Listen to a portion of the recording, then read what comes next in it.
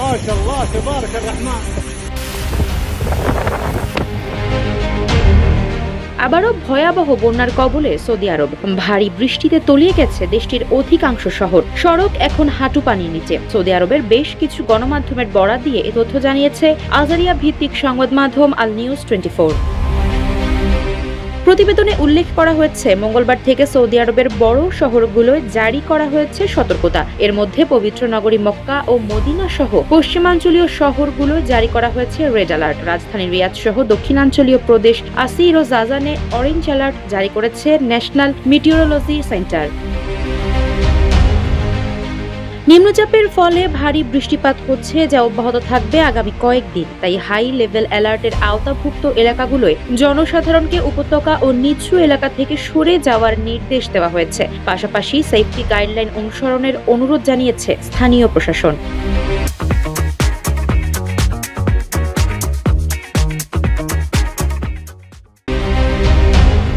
কিয়ামতের আগে বিশ্বজুড়ে বেশ কিছু আলামত প্রকাশের কথা হাদিসে বলা হয়েছে। ছোট আলামতগুলোর মধ্যে আরবের মরুভূমি সম্পর্কে কিছু বর্ণনা রয়েছে। সহিহ মুসলিম হাদিসের বর্ণনা থেকে জানা যায়, কিয়ামতের আগে আরবের মরু অঞ্চলে ঝড় বৃষ্টি বেড়ে যাবে। বন্যার কবলে বিপর্যস্ত হবে আরব উপদ্বীপ। পানির ছোঁয়ায় শুষ্ক মরুভূমি পরিণত হবে সবুজ অরণ্যে।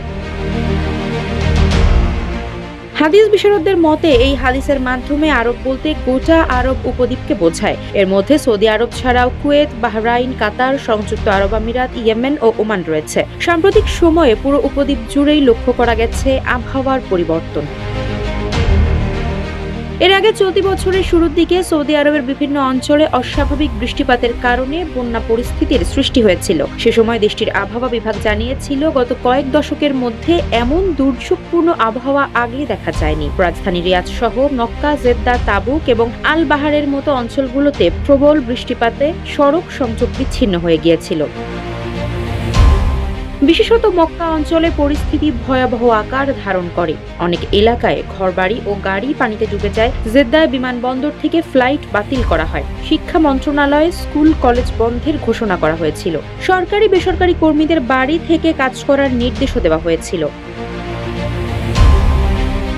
স্থানীয় বাসিন্দারা জানান, প্রচন্ড বৃষ্টির কারণে স্বাভাবিক জীবনযাত্রা ব্যাহত হয়েছে। অনেক পরিবার তাদের বাড়ি ছেড়ে নিরাপদ আশ্রয়ে চলে যেতে বাধ্য হয়েছে। উদ্ধার কাজে সেনাবাহিনী ও সিভিল ডিফেন্স সদস্যরা যৌথভাবে কাজ করেছে। সে সময় আবহাওয়া বিভাগ জানিয়েছিল, জলবায়ু পরিবর্তনের প্রভাবেই এ ধরনের অস্বাভাবিক বৃষ্টি হচ্ছে। আগামী কয়েকদিনে পরিস্থিতি আরও জটিল হতে পারে বলে আশঙ্কা করা হচ্ছে। আফসারা নাজ, নিউজ ডেস্ক, ইত্তেফাক।